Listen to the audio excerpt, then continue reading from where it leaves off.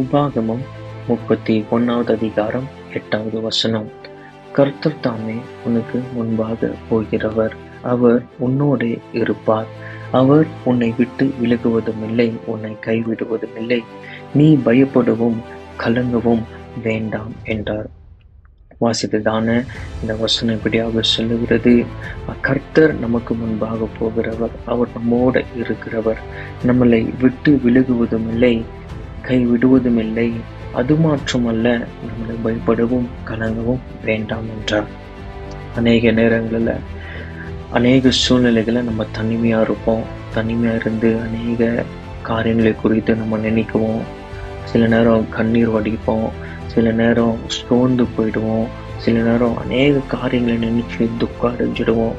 ஆனா இந்த வசனம் படிக்கும் பொழுது கர்த்தர் நமக்கு முன்பாக போய் அவர் நம்மளோடு இருந்து நம்மளை விட்டு விலகாதபடிக்கு, கை விடாதபடிக்கு நம்மளை பாதுகாத்து வழிநடத்துகிற தேவாதி தேவன்.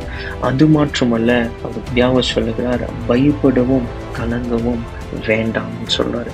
அநேக காரியங்களை நினைச்சு நாம தனிமையில வேதனையில நம்ம யார் இடத்துலயோ, மனுஷன் இடத்துலயோ, உற்றார உறவினரிடத்துலயோ சொல்லி கலங்கவும் பயப்படவும் வேண்டாம். ஏன்னா கர்த்தர் நமக்கு முன்பாக போய் நம்மோடு கூட இருந்து நம்மளை விட்டு விலகுவதும் இல்லை, கை விடுவதும் இல்லை என்று இந்த வசனம் சொல்லுகிறது.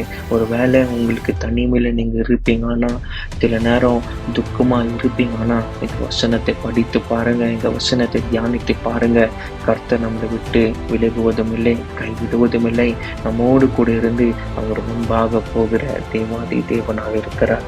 கர்த்தர் தாமே இந்த வசனத்தை ஆசீர்வதிப்பாராக. ஆமென்.